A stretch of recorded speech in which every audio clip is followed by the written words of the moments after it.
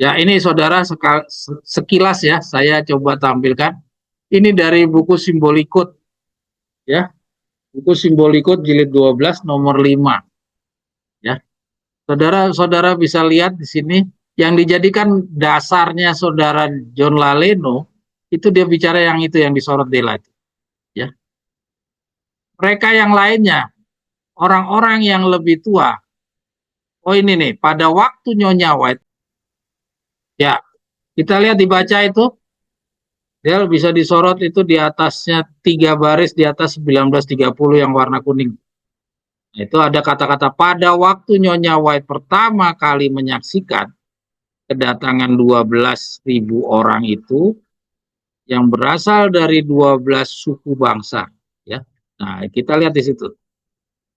Pada waktu Nyonya White pertama kali menyaksikan kedatangan 12.000 orang ini yang berasal dari 12 suku bangsa itu. Jadi si John Laleno itu menyimpulkan seribu dari masing-masing suku karena kata-kata ini. Ya. Saya ulangi, pada waktu Nyonya White pertama kali menyaksikan kedatangan 12.000 orang ini yang berasal dari 12 suku bangsa. Jadi 12.000 berasal dari 12 suku bangsa. Artinya masing-masing suku bangsa 1.000 orang. Jadi dia menyimpulkan demikian. Mari kita baca terus. Ya, boleh nggak sih kita potong satu kalimat terus iya itu menunjukkan bahwa sidang sedang kesakitan karena mengandung mereka. Mereka akan segera lahir. Semenjak dari saat itu sampai tahun 1930, sewaktu pekabaran tongkat gembala datang, tidak ada lagi kebenaran yang diungkapkan mengenai masalah 144.000. Karena pekabaran tongkat dari tongkat telah menjelaskan siapa mereka yang 144.000 itu dan juga mengumumkan bahwa sekaranglah masanya bagi mereka itu untuk muncul, maka dapatlah kita ketahui bahwa mereka, anak-anak Yakub itu sudah lahir semenjak dari saat pekabaran. Jadi saudara-saudara perhatikan, jadi yang mengatakan 12.000 yang berasal dari 12 suku bangsa, itu ada Ellen G. White. Ya, nah di dalam konteks bacaan ini, selanjutnya dijelaskan bahwa pembicaraan tentang 144.000 itu sudah tidak ada lagi dari Ellen G. White. Ya, dilanjutkan oleh tongkat gembala yang membahas tentang 144.000. Jadi kalau saudara mematuhi petunjuk yang diberikan oleh Ellen G. White dan Victor Houthep bahwa kita selalu harus mengikuti kebenaran yang lebih update, kebenaran yang lebih terkini, ya gulungan-gulungan kebenaran yang lebih baru daripada yang sebelumnya. Seperti tadi yang kita baca di buku tanya jawab yang tadi kita bahas. Ya jelas kan terlihat bahwa Ellen G. White banyak keterbatasan dan telah diperbaiki oleh kehadiran oleh Victor Houthep. Apakah saudara masih mau ribut dengan yang 1.000 sehari ini? Apa 1.000 masing-masing suku bangsa ini? Ini jelas suku bangsa 1.000 ini dari Nyonya White. Itu sudah dikoreksi sama Victor Houthep. Ya, dan Victor Houthep membahas lebih detail mengenai 144.000. Di dalam Victor Houthep tidak pernah kita menemukan pembicaraan tentang 1.000 dari suku-suku bangsa Israel. Masa kita mau mundur lagi kepada Ellen G. White yang hanya sepotong ini saja? Jelas-jelas pekabaran 144.000 itu adalah pekabaran yang ditugaskan kepada malaikat yang menggabungkan suaranya kepada pekabaran 3 malaikat. Karena tugasnya dia adalah mempersiapkan calon-calon 144.000. Tugas untuk mempersiapkan 144.000 bukan tugasnya Nyonya White, tugasnya Victor Houthep. Maka kita harus lebih condong menemukan segala pengertian tentang 144.000 dari Victor Houthep. Itu saja secara ringkas yang saya bisa tampilkan. Ya. Oke, lanjut Del. Yang berikutnya Del. Nah ini buku Simbolikut ini kita coba bandingkan dengan buku yang berikutnya ini. Ini adalah buku keimamatan. Ini aja udah kelihatan nih, buku keimamatan jelas ini Victor Houthep yang buat.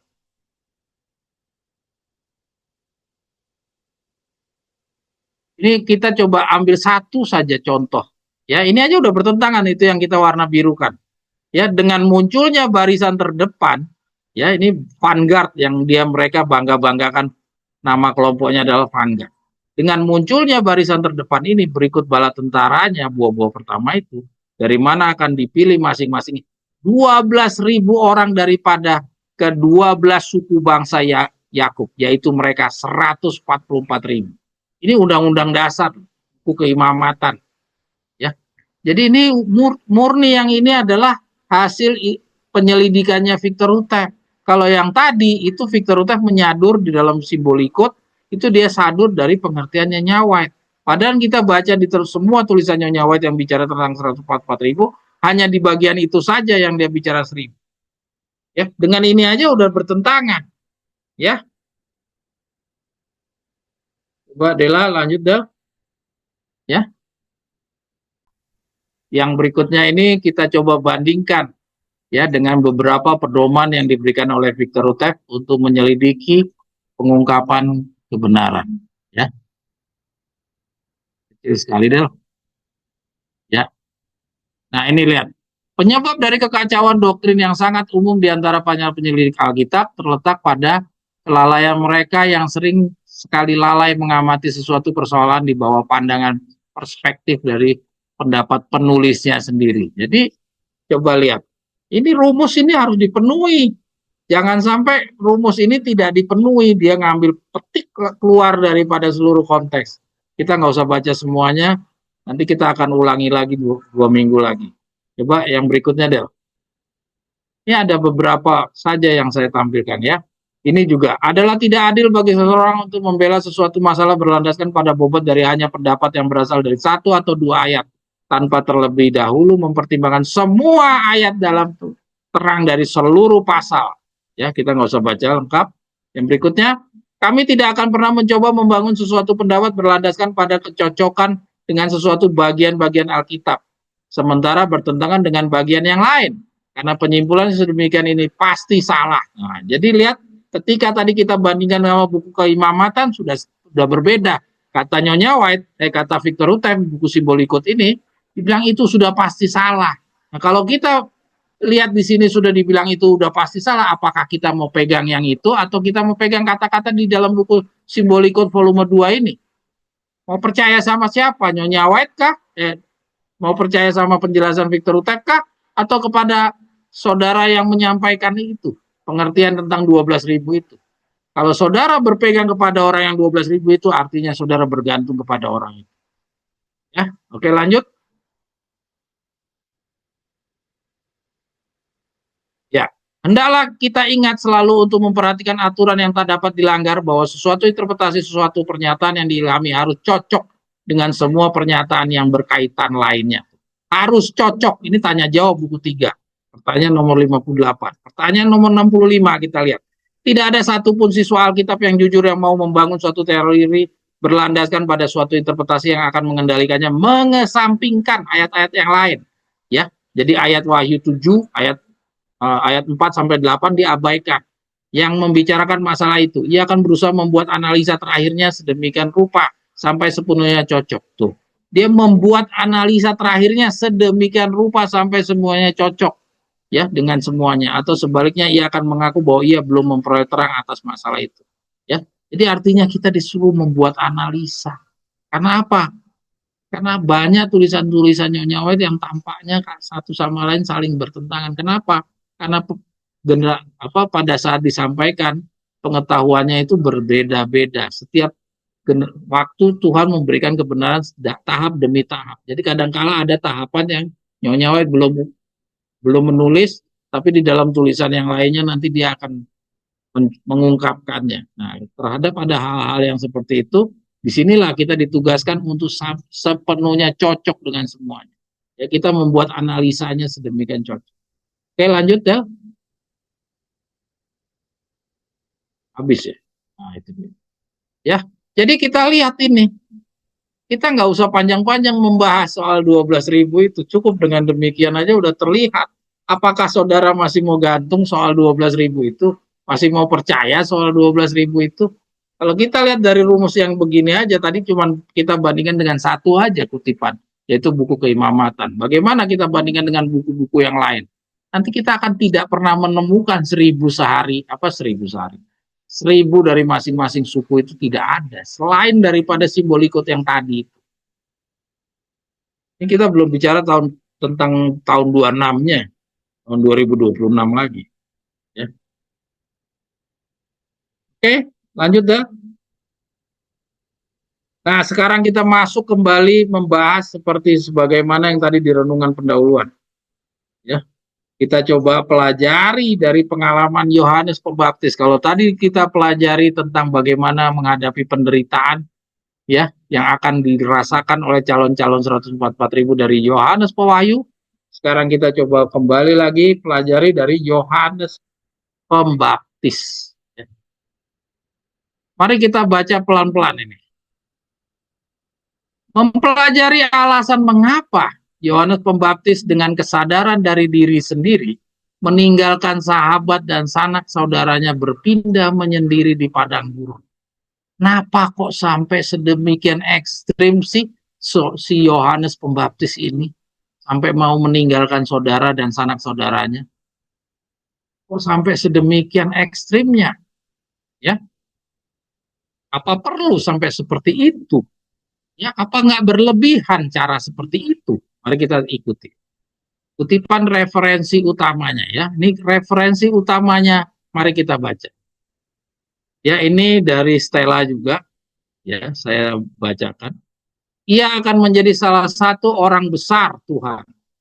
Ia tidak akan menyentuh anggur dan minuman keras dan ia akan dipenuhi dengan Roh Kudus sejak saat kelahirannya. Ya. Ini Lukas 1:15. Filipi juga, ini Filipinya belum lengkap ini kayaknya ya. Nanti dicari deh. Mungkin Stella boleh bantu Stella. Karena Stella yang memberikan. Dalam catatan surga tentang orang-orang mulia, Juru Selamat mengatakan bahwa tidak ada seorang pun yang lebih besar dari Yohanes Pembaptis. Ya. Kita mungkin baca langsung saja yang dihitamkan ya. Nanti bisa dibaca sendiri. Mereka pindah ke tempat terpencil di pedesaan. Nah, kita lihat nih. Kita baca dulu di atasnya. Ceritanya seperti apa. Mereka harus bekerja sama dengan Tuhan dengan setia dalam membentuk karakter seperti itu dalam diri Yohanes yang akan membuatnya cocok untuk melakukan bagian yang telah Tuhan berikan kepadanya. Yohanes adalah putra dari masa tua mereka. Ya, ini dia cerita tentang Sakaria sama Elizabeth ya. Ia adalah anak yang lahir dari mukjizat dan orang tuanya mungkin berpikir bahwa ia memiliki pekerjaan khusus untuk dilakukan bagi Tuhan dan Tuhan akan menjaganya. Namun orang tuanya tidak berpikir demikian. Mereka pindah ke tempat terpencil di pedesaan. Jadi lihat saudara, ya, saudara lihat benar-benar, saudara perhatikan baik-baik, ya, yaitu Sakaria dan Elizabeth setelah dia dapat pengetahuan daripada malaikat yang sampai bisu lah segala macam, kita nggak cerita itu, ya, dia sadar untuk mendidik si anak ini yaitu Yohanes untuk dipersiapkan menjadi pekerja khusus bagi Allah. Ya, mereka mengkhususkan untuk kesuksesan pendidikannya. Si Elizabeth sama Sakaria pindah ke tempat terpencil di pedesaan. Ya, ini di pedesaan terpencil. Ya, makanya saya kasih warna besar ini. Besar. Di mana putra mereka tidak akan terpapar pada godaan kehidupan kota atau terdorong untuk meninggalkan nasihat dan instruksi yang akan mereka berikan kepadanya sebagai orang. Jadi, ketika pindah ke desa, itu diharapkan si Yohanes Pembaptis itu tidak akan terpapar dengan kehidupan di kota dan terdorong untuk meninggalkan nasihat dan instruksi yang akan mereka berikan sebagai orang tua, ya, atau terdorong untuk meninggalkan. Jadi dia akan patuh kepada nasihat-nasihat yang disampaikan oleh Sakaria dan Elizabeth. Itu yang diharapkan tinggal di pedesaan. Itu juga nasihat yang Nyonya White berikan kepada kita supaya kita bisa menyucikan atau membentuk karakter kita menjadi manusia yang baru. Tapi apa cukup dengan pindah ke tempat yang terpencil di pedesaan? Mari kita baca lebih lanjut. Di padang gurun, Yohanes dapat lebih mudah menyangkal dirinya dan mengendalikan nafsu makannya serta berpakaian sesuai dengan kesederhanaan alami, dan tidak ada tidak ada apapun di padang gurun yang mengalihkan pikirannya dari media meditasi dan doa. Saudara-saudara sekalian, memang dari paragraf yang di atas sama paragraf di bawah langsung putus. Kalau kita baca di dalam silsilah pengalamannya Yohanes Pembaptis di buku yang lain, kita dapatkan bahwa waktu dia pindah ke padang gurun, Yohanes Pembaptis ini seorang diri, ya. Sakaria dengan Elizabeth itu tidak ikut lagi. Jadi Sakaria sama Elizabeth itu hanya sampai di tempat terpencil pedesaan yang tadi, ya. Ternyata bagi seorang Yohanes Pembaptis dirasakan, ya, untuk pendidikan yang lebih maksimal lagi itu kurang. Untuk tempat tinggal di tempat terpencil di pedesaan itu masih kurang bagi penilaiannya si Yohanes pribadi, ya, bukan karena dorongan papanya atau mamanya, tapi dorongan dari pengertian dari dirinya sendiri. Mari kita baca ulang. Di padang gurun Yohanes dapat lebih mudah menyangkal dirinya dan mengendalikan nafsu makannya, serta berpakaian sesuai dengan kesederhanaan alami. Dan tidak ada apapun di padang gurun yang akan mengalihkan pikirannya dari meditasi dan doa.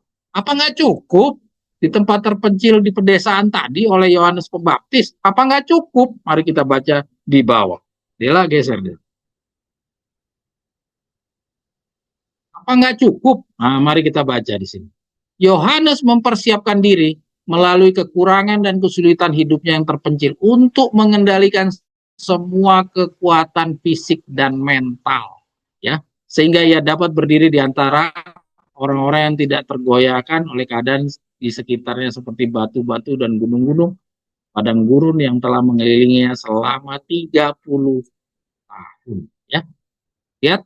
Jadi Yohanes mempersiapkan diri melalui kekurangan dan kesulitan hidupnya yang terpencil untuk mengendalikan semua kekuatan fisik dan mentalnya. Kenapa saya kasih warna merah? Karena saya berikan warna merah, karena ini perlu menjadi perhatian kita. Kenapa? Karena kita nanti pindah ke tempat yang terpencil, kita nanti akan mengalami pengalaman yang sama seperti Yohanes. Karena kita juga dipersiapkan. Sebagaimana Yohanes dipersiapkan, kita juga dipersiapkan. Dan dipersiapkannya dengan cara bagaimana? Melalui kekurangan dan kesulitan hidup yang terpencil. Saya nggak tahu nanti bagaimana itu kita hidup di dalam perjalanan 40 hari ini. Kita mungkin bayangan kita cuma pindah ke desa seperti yang tadi saudara Victor sampaikan, pindah ke desa kita bertani, hidup yang nyaman, ya. Kita pikirannya kita tidak lagi seperti di kota, tapi tidak semudah itu. Pendidikan tidak dibuat hanya semudah itu. Tidak ada contoh-contoh di perjalanan umat Allah jalankan sebuah pendidikan dengan mudah. Tidak ada yang jalannya mudah. Musa tidak ada mudah. Daud, ya, waktu dikepung sama si Goliat tidak ada kemudahan, ya. Daniel juga, Yeremia melalui Yeremia 40 tahun tidak ada kemudahan. Yeskiel 40 tahun tidak ada kemudahan. Bangsa Israel waktu putar-putar kot di padang belantara 40 tahun itu sebagai pendidikan tidak ada kemudahan. Murid-murid Yesus 40 hari juga tidak ada kemudahan. Jadi jangan dianggap kita enak-enak aja nanti, ya. Bacaan ini memperlihatkan demikian. Lanjut, Del.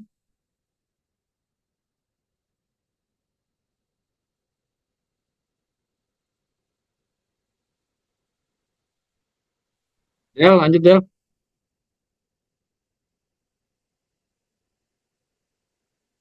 Ya, kita baca yang hitamnya. Ia pergi ke padang gurun, tempat di mana kebiasaan dan ajaran manusia tidak dapat membentuk pikirannya, dan di mana ia dapat berkomunikasi dengan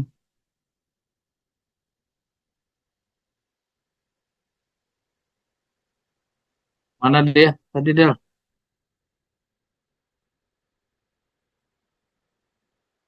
Mana, Del?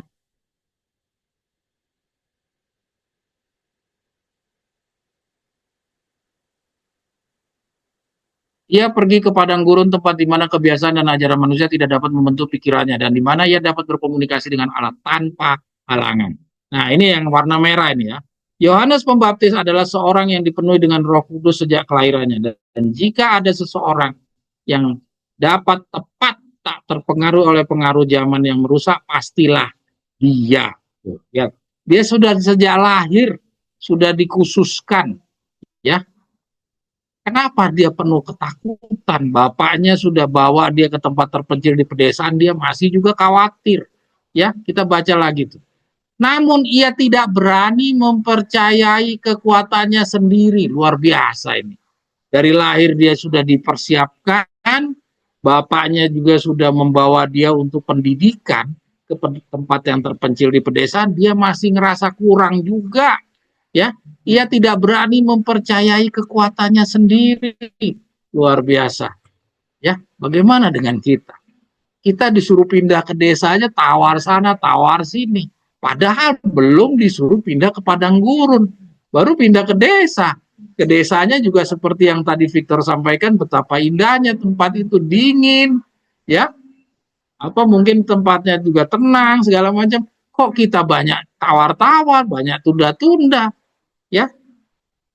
Tapi bagaimana dengan seorang Yohanes Pembaptis? Kita harus menjadi contoh, dan contoh saya Yohanes Pembaptis. Karena Yohanes Pembaptis ini adalah Elia. Kita adalah Elia juga. Nah, kita harus seperti dia. Kekhawatiran kita juga harus sejauh seperti kekhawatirannya si Yohanes Pembaptis. Tidak cukup hanya sejauh yang Sakaria sama Elizabeth pikirkan. Kita harus lebih jauh. Dan ini dilakukan oleh Yohanes Pembaptis dengan kesukarelaan, bukan dipaksa. Ia memisahkan diri dari sahabat-sahabat dan sanak saudaranya agar kasih alami tidak menjadi jerat baginya. Ya, kasih alami.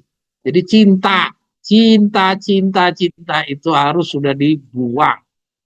Ia tidak menempatkan dirinya secara tidak perlu dalam jalan pencobaan atau di tempat di mana kemewahan atau bahkan kenyamanan hidup dapat mendorongnya untuk bersantai atau memuaskan selera, sehingga mengurangi kekuatan jasmani dan mentalnya. Dia menjauh dari kemewahan, kenyamanan hidup, ya, yang bertempat untuk bersantai, memuaskan selera, itu dia jauhkan semuanya. Artinya sedemikian kritisnya dia sama dirinya sendiri. Dia nggak kritis sama orang lain, dia nggak mikirin orang lain. Dia introspeksi sama dirinya sendiri, dan dia sadari bahwa dia khawatir. Ya, dia tidak berani mempercayai kekuatannya sendiri, sehingga dia meninggalkan papanya dan mamanya untuk tinggal di padang gurun sendirian. Ia menundukkan dirinya pada kesederhanaan dan kesendirian di padang gurun, tempat di mana ia dapat memelihara makna suci akan keagungan Allah dengan mempelajari. Ya, Deser Del. Kitab besarnya, yaitu alam semesta. Suasana itu dirancang untuk menyempurnakan budaya moral dan menjaga rasa takut akan Tuhan tetap hidup dalam dirinya. Ia takut akan dampaknya terhadap hati nuraninya, bahwa dosa mungkin tidak lagi tampak begitu sangat berdosa baginya. Ia lebih memilih untuk tinggal di padang gurun, tempat di mana indranya tidak akan diputar balik oleh lingkungan sekitarnya. Tidakkah kita seharusnya, nah ini saya kasih warna kuning, ini menunjukkan apa? Nyonya White mengharapkan, ya, Nyonya White mengharapkan kita juga harus berpikir seperti Yohanes Pembaptis.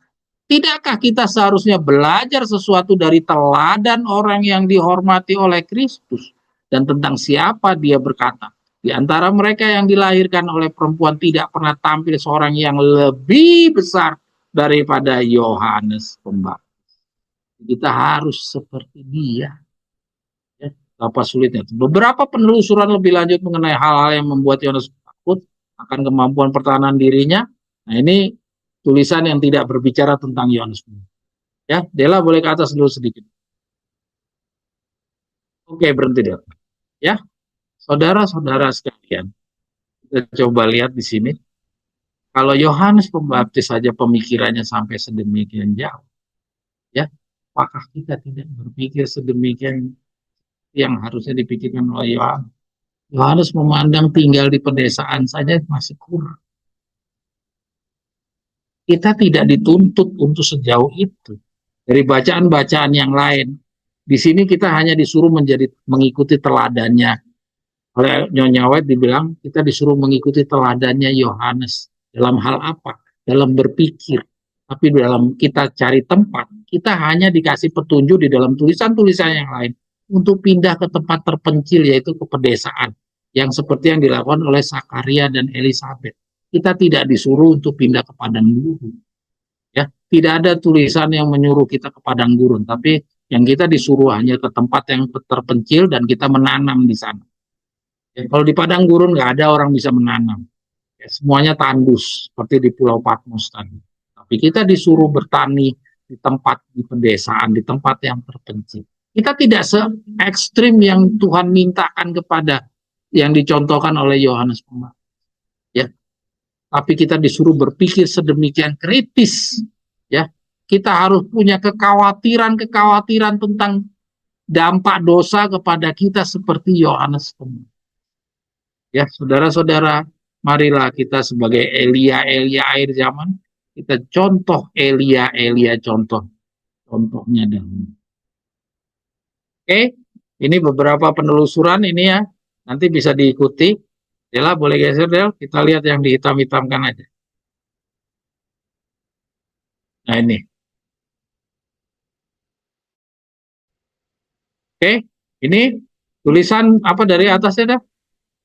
Ini kemampuan untuk pertahanan dirinya, Kristus dalam semua pemikiran kita. Oke. Ya. Sedikit orang menyadari bahwa adalah kewajiban membiasakan pengendalian pikiran dan imajinasi. Ya, ini saya besarkan huruf sedikit. Ya. Jadi kita harus menjadi orang yang sedikit. Ini beberapa kutipan yang memperlihatkan kita perlu kekhawatiran kita harus sama seperti yang Yohanes Pembaptis pikirkan. Jadi kenapa Yohanes Pembaptis sedemikian khawatirnya adalah beberapa kutipan-kutipan ini menunjukkan kita juga harus sekhawatir itu. Ya. Namun jika pikiran tidak dikuasai dengan benar, agama tidak bisa berkembang dalam jiwa. Pikiran harus didiami oleh hal-hal kudus dan kekal. Kalau tidak, maka itu akan terbiasa dengan hal-hal yang dangkal dan sepele. Jadi saudara bandingkan dengan cerita Yohanes Pembaptis tadi. Kalau Yohanes Pembaptis tadi kenapa dia mau pindah ke padang gurun? Karena dia khawatir pikirannya dirusak oleh lingkungannya. Maka demikian juga di bacaan ini kita juga harus punya khawatir-khawatir, kalau tidak kita akan memikirkan hal-hal yang dangkal dan sepele menurut kacamatanya sorga. Ya, kita juga harus memikirkan. Oke, lanjut Del.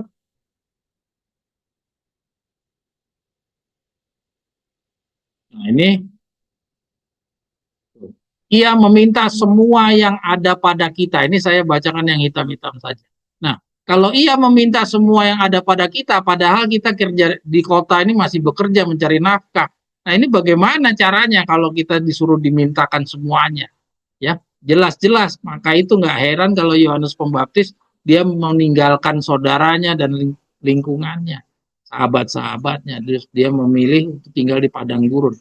Karena untuk menerapkan tuntutan-tuntutan Tuhan yang seperti ini, itu tidak akan mungkin kalau dia masih di tengah-tengah pergaulannya. Sedikit orang percaya bahwa kemanusiaan telah jatuh begitu dalam atau sangat buruk, begitu berlawanan dengan Allah sebagaimana adanya. Kita rasa pandangan, kegemaran, kesukaan, dan tidak kesukaan, pilihan, dan pencarian tidak ada kesukaan terhadap apa yang Allah sukai atau setuju. Namun senang pada hal-hal yang ia anggap rendah. Semua pemikiran kita yang paling dalam pastilah tentang dia. Kasih kita terpusat di sekitar Yesus. Semua harapan dan cita-cita kita akan beriman kepada anak Allah. Mengharapkan dan menyukai kedatangannya yang akan menjadi sukacita yang tertinggi. Ia akan menjadi puncak kegembiraan kita. Mereka yang telah melatih pikiran untuk bersuka cita dalam perkara-perkara rohani adalah orang-orang yang bisa diubahkan dan tidak kewalahan dengan kemurnian dan kemuliaan surga yang luar biasa. Sementara ini kita kewalahan untuk menjalankan semua tuntutan-tuntutan Nyonya White dan Victor Hutek tentang hukum moral. Ya, maka itu gak heran kalau kita lihat Yohanes Pembaptis kenapa dia memilih pindah ke padang gurun.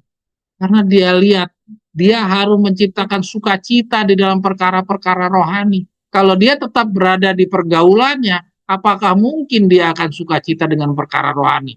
Bukankah dia akan sukacita dengan perkara-perkara duniawi? Ya, sampai hari ini kita ada yang sudah sukacita dengan perkara rohani.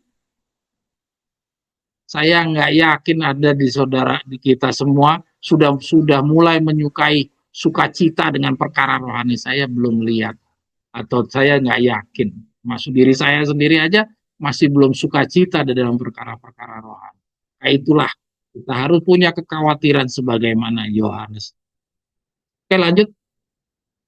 Ya.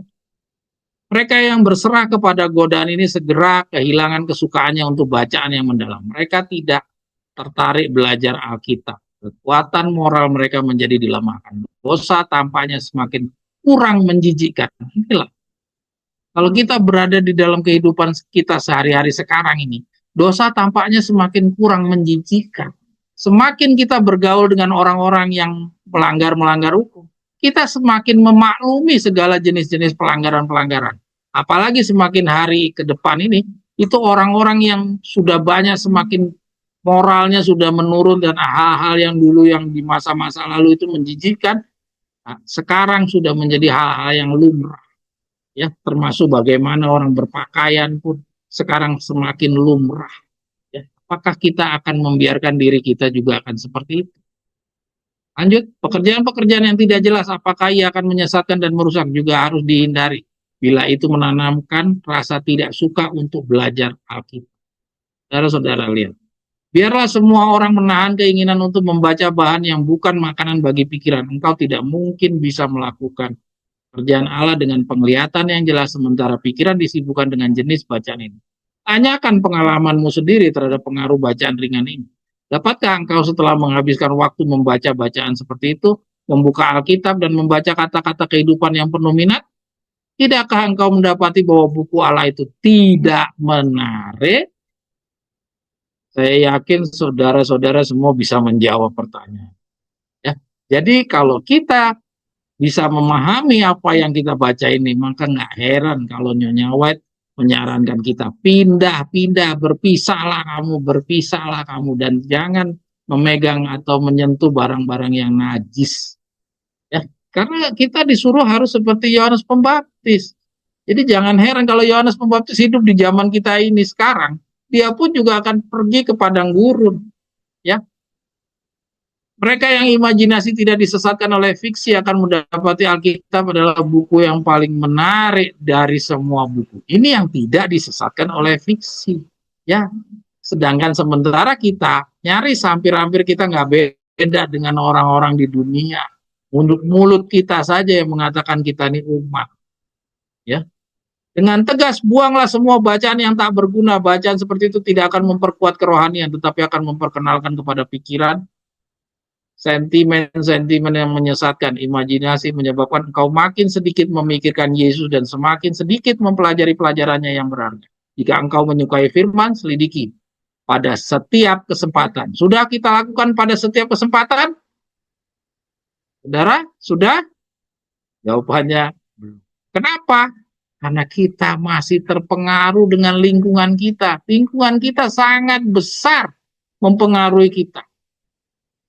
Kita hidup seperti mereka, berkeinginan seperti mereka, bercita-cita seperti mereka, mimpi kita masih seperti mereka. Mana mungkin kita bisa selidiki pada setiap kesempatan ya firman Allah. Tidak akan mungkin menjadi sesuatu bacaan yang menyenangkan bagi kita kalau kita masih mempunyai keinginan seperti mereka, mimpi seperti mereka, cita-cita seperti mereka, ya harapan seperti mereka. Tidak pernah benar-benar berakar begitu dalam. Nah, ini mari kita baca. Jika imanmu yang sekarang mudah menyerah, ini adalah karena imanmu tidak pernah benar-benar berakar begitu dalam. Ini hanya memberikan pengorbanan yang terlalu kecil kepadamu. Ya, tuh lihat, saudara. Jadi kalau kita terlalu mudah menyerah itu karena kita selama ini nggak pernah mendalam. Ya. Itu ada pengorbanan, sukacita dalam penderitaan. Ya, oke. Ini bisa dibaca ya. Kita baca yang berikutnya, Del. Setan sedang menggunakan segala alat untuk menjadikan kejahatan dan kemaksiatan itu populer. Hanya sedikit saja di antara kepelesiran kesenangan yang tidak dijadikan setan sebagai alat untuk membinasakan. Ini sudah pernah kita baca ya. Pikiran dididik supaya biasa dengan dosa. Nah itu, saya baca yang gedenya aja. Ya. Mereka mendengar dan membaca begitu banyak tentang kejahatan-kejahatan yang keji. Sehingga hati nurani yang dulunya begitu peka ya, dulunya peka, waduh, alergi dengan hal-hal yang melanggar hukum, yang akan merasa gentar melihat pemandangan-pemandangan mengerikan itu. Sekarang menjadi kebal dan mereka sangat menaruh perhatian kepadanya. Nah ini akibat kita bergaul seperti ini. Maka itu Yohanes Pembaptis pindah ke padang gurun karena dia takut kalau dia terus begini, dia tidak akan bisa jadi orang yang mau dipakai sama Tuhan. Dia tidak akan bisa mempersiapkan jalan bagi kedatangan Yesus yang pertama. Banyak dari antara kepelesiran-kepelesiran populer dewasa ini sekalipun bagi mereka yang mengaku diri Kristen cenderung untuk mempunyai tujuan yang sama seperti yang ada pada orang-orang kafir pada zaman dahulu. Hanya sedikit saja di antara mereka yang tidak dijadikan setan sebagai alat untuk membinasakan jiwa. Hanya sedikit. Melalui drama ia telah bekerja selama berabad-abad mengakibatkan nafsu, membangkitkan nafsu, dan bersuka-suka dalam kejahatan. Opera, pemandangan yang mempesona, serta musik yang merangsang, tarian-tarian, orang yang bertopeng, dansa-dansi, permainan kartu setan telah gunakan untuk menghancurkan benteng prinsip dan membuka pintu pada pemanjaan hawa nafsu, dan seterusnya. Habis ya, Deng? Ya. Saudara-saudara, setelah saudara membaca ini, apakah saudara masih memandang mungkinkah menjadi manusia baru di tempat yang saudara sekarang tempati dan di dalam pergaulan saudara sekarang tidak peroleh hidup yang manusia baru seperti yang didapatkan dari Yohanes Pembaptis di padang gurun, ataukah saudara harus berpindah? Itu keputusan ada di tangan saudara masing. Ingat, tuntutan kita tidak se ekstrim Yohanes Pembaptis yang harus pindah ke padang gurun. Kita cukup ke tempat yang terpencil, ke pedesaan. Namun hasil akhirnya harus sama sebagaimana yang Yohanes Pembaptis dapatkan. Yaitu kita sudah meninggalkan semua kebiasaan-kebiasaan. Kita juga harus memandang jijik dan kita bersuka cita terhadap firman Tuhan. Tidak lagi memandang bacaan-bacaan Alkitab itu sesuatu yang menjemukan. Kita harus menciptakan sukacita di dalam mempelajari firman.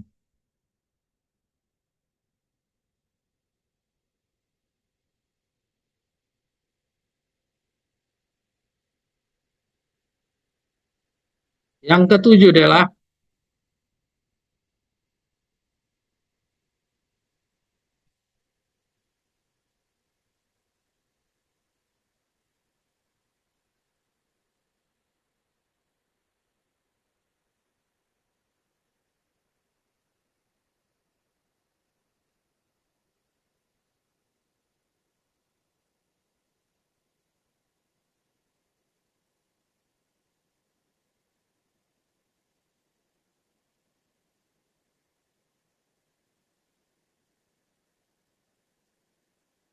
ya, saudara-saudara,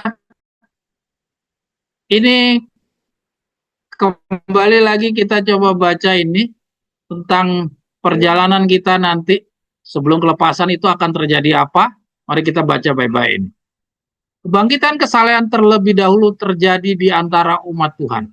Ya, kita baca dengan setiap jiwa yang sungguh-sungguh bertobat, ya, yang sungguh-sungguh bertobat. Ini kata-kata Nyonya White ini bukan untuk orang yang setengah-setengah bertobat, tapi untuk yang sungguh-sungguh bertobat. Hubungan dengan Allah dan hal-hal yang kekal akan menjadi topik besar kehidupan. Ya, ini bagi yang sungguh-sungguh bertobat, bukan bagi yang setengah-setengah bertobat. Ya, sebelum penghakiman Allah yang terakhir di atas bumi, ya, sebelum penghakiman, ya, akan ada di antara umat Tuhan suatu kebangkitan kesalehan primitif yang belum pernah disaksikan sejak zaman para rasul. Mari kita analisa kata-kata ini. Saya sengaja warnakan merah. Jadi sebelum penghakiman, jadi sebelum Yeskel 9, sebelum 7 bela, ya, akan ada di antara umat Tuhan suatu kebangkitan kesalehan primitif. Jadi kebangkitan kesalehan primitif ini maksudnya apa? Kesalehan seperti di zaman Adam dan Hawa dulu, ya, yang setia seperti Adam dan Hawa. Pokoknya kesalehan Abraham lah, kesalehannya Daniel, kesalehannya Ayub, kesalehannya orang-orang di masa lalu itu yang belum pernah disaksikan sejak zaman. Jadi, ya, kesalehan yang primitif yang kayak gitu belum pernah disaksikan sejak zaman Rasul. Jadi artinya terakhir itu cuma sampai di Rasul. Setelah di Rasul nggak pernah ada lagi. Kapan itu di zamannya Rasul? Kapan? Yaitu setelah 40 hari. Ya. Jadi setelah 40 harinya Rasul-Rasul itu tidak pernah lagi didapatkan kesalehan primitif yang seperti Abraham, Daniel, Ayub, yang kesetiaan-kesetiaan yang seperti itu tidak pernah diperoleh lagi. Sudah sejak zamannya Rasul-Rasul 40 hari. Tidak ada lagi sampai di zaman Nyonya White nulis buku ini. Ya, baru nanti akan ada lagi pada saat sebelum penghakiman yang terakhir. Kapan itu? Yaitu sekarang. Contoh saingannya di dalam 40 hari contoh saingan dari Rasul-Rasul punya contohnya.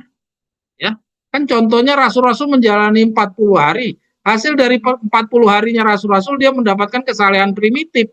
Ya, nah contoh saingannya kita akan jalani 40 hari yang sama. Dan hasilnya kita juga akan mendapatkan kesalehan primitif sebelum penghakiman Allah yang terakhir atas. Luar biasa ya. Roh dan kuasa Allah akan dicurahkan ke atas anak-anaknya. Nah, coba lihat tuh. Hasilnya nanti akan dikasih roh dan kuasa. Ya. Jadi hasil dari orang-orang yang mendapatkan kesalehan primitif ini dikasih roh dan kuasa. Bagi siapa? Bagi yang sungguh-sungguh bertobat. Bukan yang setengah-setengah bertobat. Jadi yang sungguh-sungguh bertobat ini dibedakan. Dialah yang mendapatkan kesalehan primitif. Jadi yang setengah-setengah bertobat, atau dengan kata lain setengah bertobat itu siapa? Ada yang tidak bertobat, ada yang setengah bertobat, ada yang sungguh-sungguh bertobat. Jadi artinya kalau kita membagi menjadi tiga, yang tidak bertobat adalah lalang. Yang setengah bertobat adalah orang-orang yang pendidikannya hanya sampai di 3,5 tahun. Terus yang sungguh-sungguh bertobat adalah orang-orang yang merupakan contoh dan contoh saingan dari para rasul-rasul dahulu, yaitu si roh suci. Hujan awal diberikan hasil daripada kesalehan primitif dari rasul-rasul yang dahulu, ya. Demikian juga dengan yang contoh saingannya nanti, dia juga dapatkan roh dan kuasa Allah setelah dia memperoleh kesalehan primitif.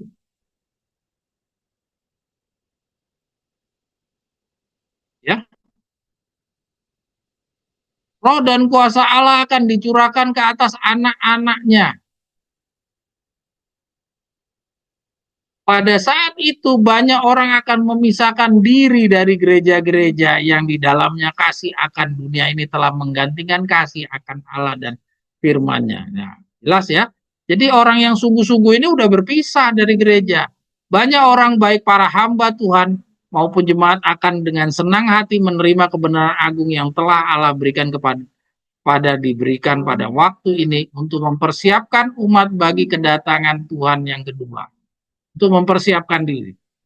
Musuh jiwa-jiwa ingin menghalangi pekerjaan ini. Nah, jadi pada saat ini, pada saat siswa itu mau masuk di 40 hari itu, siswa yang sungguh-sungguh ini, dia dapat penghalangan dari musuh-musuh itu.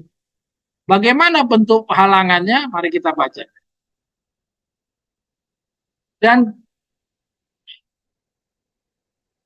Dan sebelum waktu untuk gerakan seperti itu tiba, saya akan berusaha untuk mencegahnya dengan memperkenalkan kepalsuan di dalam gereja-gereja yang dapat ia kuasai.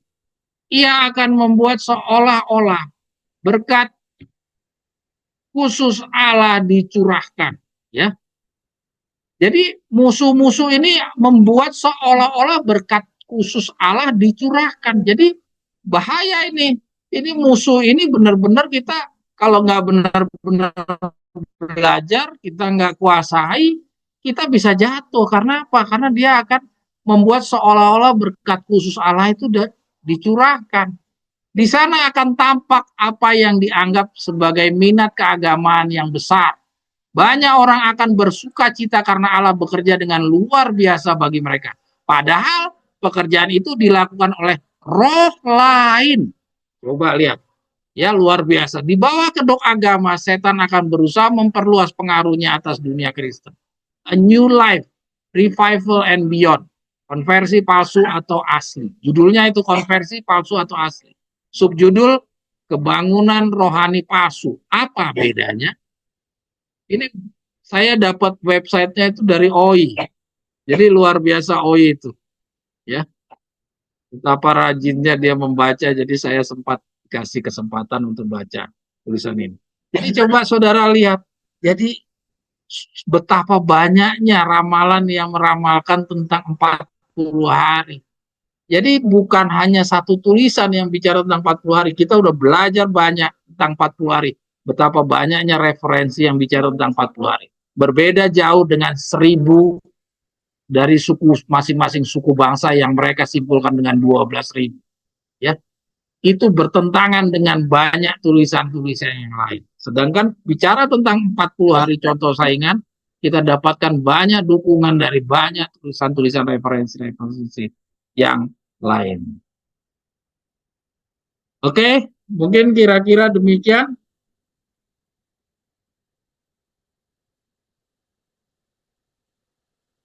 Karena pelajaran yang berikutnya mungkin agak panjang, mungkin kita lanjutkan 2 minggu yang akan datang. Ya, ini udah jam 6.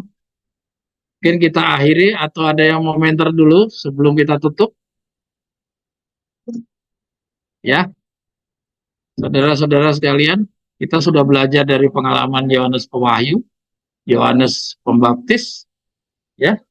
Terus kita belajar juga dengan studi kasus yang tadi, bagaimana tulisan Nyonya White itu kita harus memahami di bawah terang dari tongkat, supaya kita jadi jangan tersesat seperti orang-orang Advent menyimpulkan 144.000 itu simbol, ya. Kita harus memahami semua petunjuk Nyonya White di bawah terang dari tongkat, sesuai dengan urut-urutan yang sudah kita pelajari, ya. Terus satu lagi tadi kita juga belajar tentang bagaimana interpretasi.